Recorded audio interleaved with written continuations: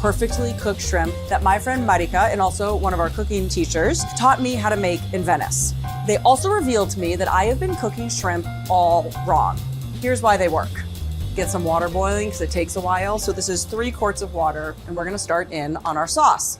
You take whole cloves of garlic and you slowly infuse the oil with their flavor, but we're gonna remove them later. We're also going to build the base of our sauce with our shrimp tails. So we remove them from the shrimp, and obviously we'll also take those out because you don't want to serve bony shrimp tails. So we want these to brown a little bit. You'll actually see the shells change color, and that's flavor. Okay, this is great pink color. It smells wonderful. So now we're gonna add in some wine. So this is a nice, dry, mild white wine. It's taken on the color from the shrimp shells. We're gonna reduce the heat, and now we are taking out the shrimp shells and the garlic. They've done their work. These are plum tomatoes. How do you boost their flavor? You use a little bit of sugar, and then we always add a pinch of chili. They're gonna have that brightening effect that lemon juice has at the end of a dish. Then we also want to add in half of the basil the recipe calls for. And I don't mind large leaves, or you can tear them up. And then a little salt and pepper. We want to cook this down until it's jammy. That's 10 or 15 minutes. So it's time to cook some pasta. Very important to this recipe, you want to undercook your pasta. We leave room for it to absorb a little bit of the flavor from the sauce. All right, so let's look at this pasta. As I say, quite al dente. What does quite al dente mean? This is not floppy at all. It still has a snap. You just want it when you bite on it for there to be resistance to your teeth. Al dente means to the tooth. We're getting close, so now I'm turning up the heat so that I can cook off some of these juices while I'm watching it. We want to cook this down so it's more concentrated. When I scrape the spatula, it takes a while for all the juices to come back. Now we're ready. Because we want this quite al dente because we are going to finish it in the sauce. Always save your pasta water. This starchy magic is the last thing that's going to pull together our sauce. So you can see here, the trail stays clean for a long time. So we've got a very nice concentrated sauce. And now we're going to undercook our shrimp. In just about 2 minutes, we want them to be pink, but not completely pink, maybe a few little gray spots. A well-cooked shrimp will be like this, not like that. Okay, so these are ready. You can see they're still a little gray, but they're mostly pink. Err on the side of undercooked. That one's still got a whole chunk of gray on top. That's fine. We're gonna add all of this to our pasta. We're gonna add in half a cup of pasta water. You can always add more, so err on a little side of light. We're gonna turn the heat back on. We're also gonna add in a little more oil and toss. This will take 90 seconds, maybe 3 minutes if you've doubled the recipe. You can really see as I stir in here, there's not much sauce. There's big, plump, well-cooked shrimp. Those are done. So here's a good example. Soft C, not tight. Still open a little bit. That's a perfect shrimp. Okay, so now we're ready to plate. And then we're gonna garnish it with some fresh basil. The smell immediately hits you. I now offer culinary tours with the cooking school, and you too can learn how to make this with Marika in Venice. Egads, I forgot to defrost my shrimp, and I want to eat shrimp for dinner. We got wind that some of you are using your microwave. The problem with that is it will partially cook your shrimp, and then when you go make them in your recipe, they'll end up mealy or overcooked or soggy, somehow ruined. This is the simplest, fastest way to defrost your shrimp. It takes 5 minutes. All you do is pour however much shrimp you want. I want a pound, so I'm gonna do half my bag so I can keep the rest frozen. These can go back in the freezer, and then you just cover them with cool water. You can keep the water running, but that's a little wasteful. That's the fastest way. If you have a few extra minutes, just turn that water off, swish them around, and let them sit while you prep the rest of your recipe. And if you're worried about them getting waterlogged, stop worrying. You just need to pat them dry before you put them into your hot skillet for their sear. So either remember to defrost them the night before, or do like I do and just put them in a bowl of cool water, swish them around, do your prep, come back a few minutes later, you're good to go. Sizzle your aromatics in screaming hot oil. We learned this at Brothers Seafood Restaurant in Hong Kong, and it's part of a 2-step method for perfectly cooked shrimp. The first step for cooking the shrimp is to steam them. So I just put a basket in to make sure I have the right amount of water in here before it's boiling. You want it close to the bottom, but not touching. And then put the lid on, turn this on high, and we want to get this up to a nice vigorous boil because we're going to turn it off actually to cook the shrimp. So we want as much heat as possible in here to begin with. We're going to season these very simply. About a teaspoon of salt, half as much pepper, a little toss, and then we're going to put them in the steamer basket in a single layer. That's the most important part. If they're all piled on top of each other, they won't cook properly. All right, see, we have a nice vigorous boil. We turn the heat off. It's kind of crazy. I'm gonna put our shrimp in quickly, cover them up, leave them in this little steam situation for 3 to 5 minutes or until they're opaque all the way through. We're gonna get some of our aromatics ready. So the scallions, we're just gonna thinly slice them. We can also make a little dressing for later. We're gonna add a soy sauce, vinegar, and sugar dressing, which is a really nice, salty, tangy, sweet counterpunch to the fiery punch of our hot oil flash. I think it's time to check our shrimp. Beautiful, they're perfect. See how they're opaque all the way through, but they're soft C. Okay, so at this point, we wanna move quickly so nothing overcooks. So we're gonna go ahead and put our oil in our pot to start getting nice and hot while we arrange our shrimp on a platter.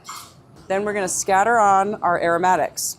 Scallions raw, that's fine, but maybe you don't wanna eat raw garlic and raw ginger. The hot oil flash is just gonna kiss them with heat. Or ginger. It's really important to actually slice your ginger, not microplane it. Microplane ginger becomes pulp. Thinly sliced garlic and a chili. This is a Fresno because we like a nice red color, but you can leave the chili out if you don't like something spicy. All right, the oil's hot. This is the best moment. You need to listen, and ideally your guests are gathered around so they can hear this drama. Ready? That was amazing. That's hot oil flashing. That's all it is. It's so simple. We think of it as this restaurant level technique, but it's home cooking in China.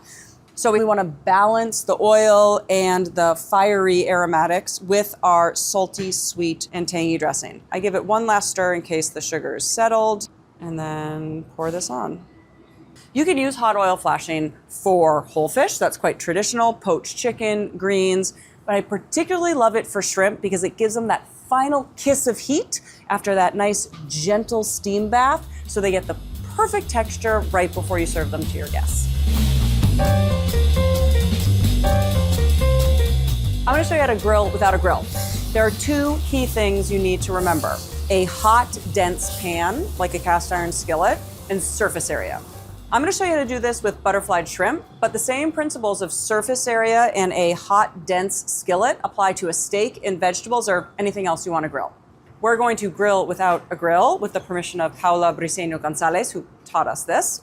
So you see these beautiful shell-on shrimp. The shell creates a lot of char, but also protects the shrimp, so I'm not gonna overcook them.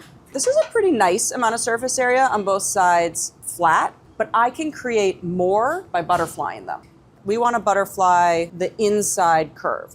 Cut down the leg side, not all the way through, but almost all the way through. And then they open up like a butterfly. To maximize the surface area though, you don't want to stop there. You just want to give them a little press. My skillet is nice and hot, and I'm just going to add a little bit of oil. Let's put some lime juice on our butterflied shrimp and some salt and let them sit. This sauce has some surprising ingredients. That's tomato paste. This is Worcestershire, hot sauce, and granulated garlic. We're gonna massage this gently into our shrimp and let it sit for an hour or up to 3 hours in the fridge. When you add a sauce, especially one that has some residual sugars in it, which this one does, you wanna put your hood on or vent the kitchen because it will get a little smoky.